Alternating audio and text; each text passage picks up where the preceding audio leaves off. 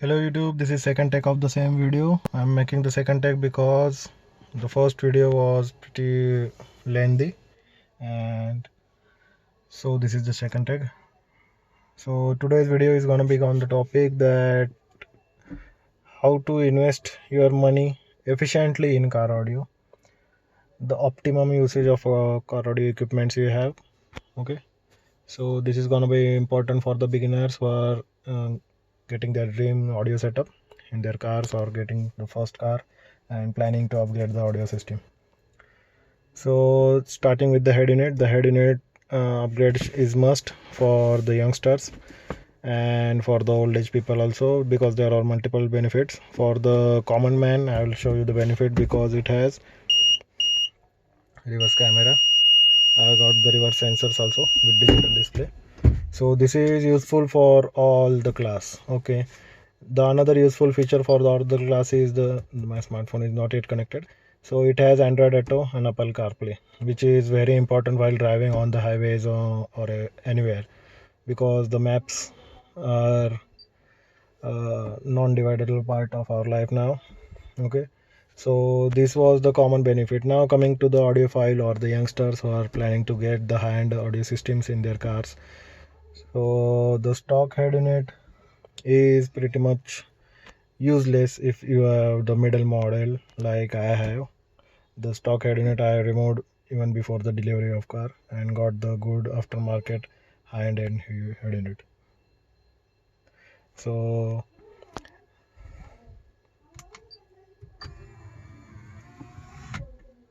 it has motorized CD slot and motorized display. There is one new version of the same model which is DMH 5290BT. So you can have that head in it. That is pretty cheap also. And the best part of this head unit is it has the crossovers, the high-end configuration settings. This helps a lot in tuning your audio system. It's useless having the high-end equipments if you don't know how to tune it or you don't have the configuration system to tune it. Okay, so this source level adjuster or subwoofer setting, speaker level setting, crossover settings, these crossovers are most important for efficient output. Okay, if you don't have the crossover, then your speakers will start distorting on high volume. I'll give you the demo now. So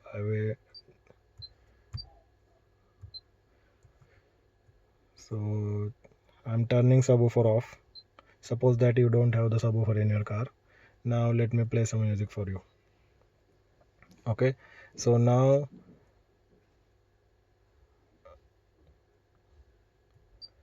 you can see the HPF is, I will turn it off. Okay, so this is like your system without the crossover. So let me play something and notice the distortion.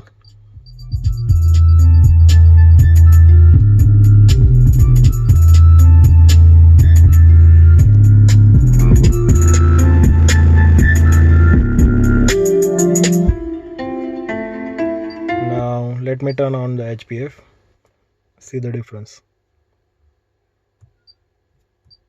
So these are the crossovers. I am restricting the frequency till 250 hertz. So what it means, below 250 hertz you won't get any frequency, which is the bass, and bass is the main factor which makes speaker die early or distort.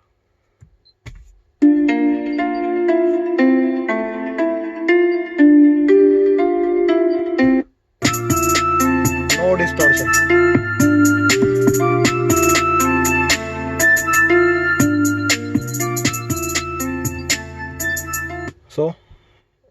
So if you have subwoofer, then you should use the speakers this way, because that is the job of the speakers, to send the mid and highs. That's all. Now let me turn on the subwoofer. So this will make the complete system which a youngster should have. So subwoofer on, and the both of the HPF of the speakers are on. So right now what a subwoofer is doing its job to send the bass, the speakers are doing its job to send the mids and highs. So now listen to the performance.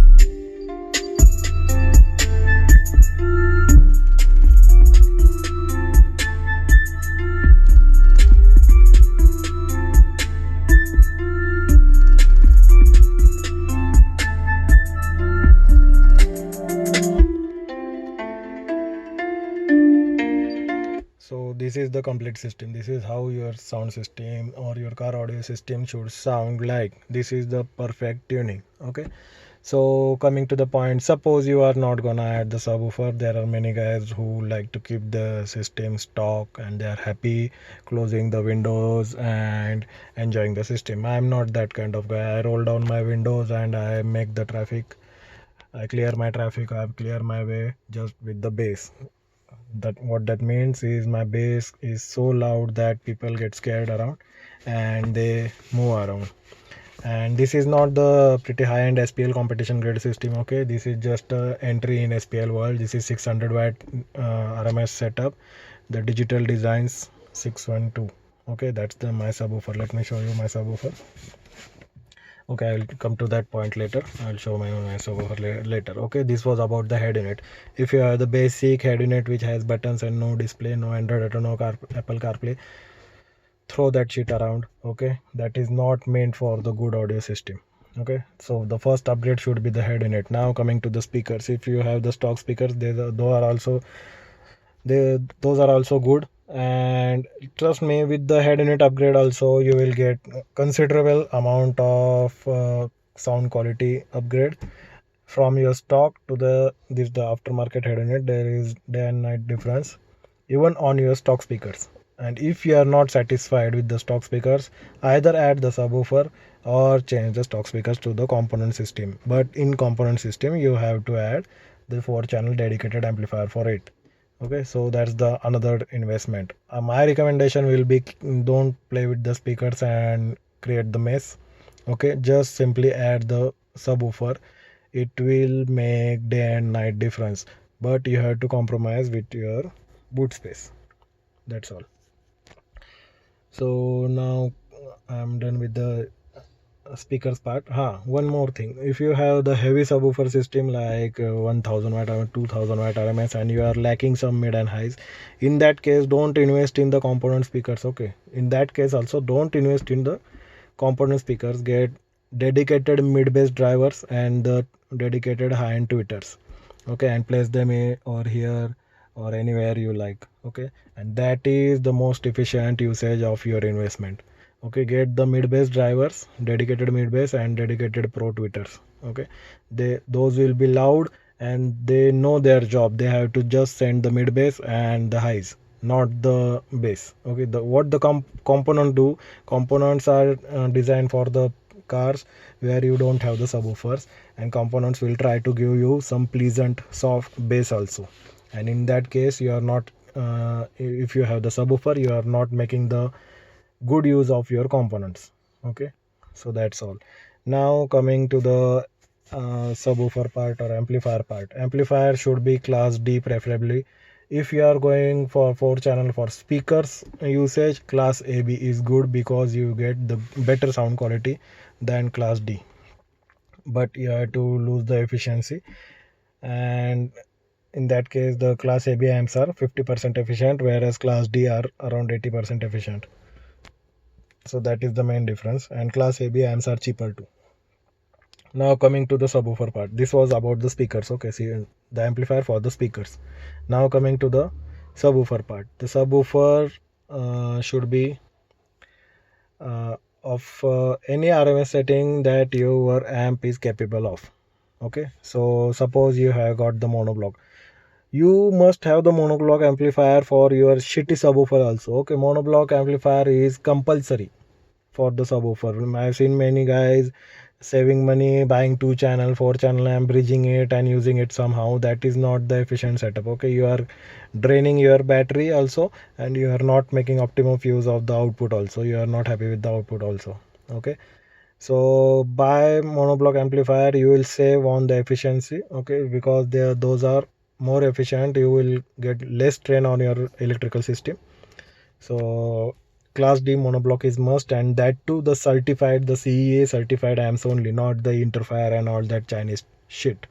Okay, only Class D certified amplifiers. Okay, because they have tested rectifiers, they have tested output filters, which will never blow your subwoofer. Okay, there are some amplifiers, they are rating 1000, 2000 and whatnot on their RMS rating, but those are all fake. Okay, you should not go for them. Now coming to the subwoofer part, let me show you my amplifier first.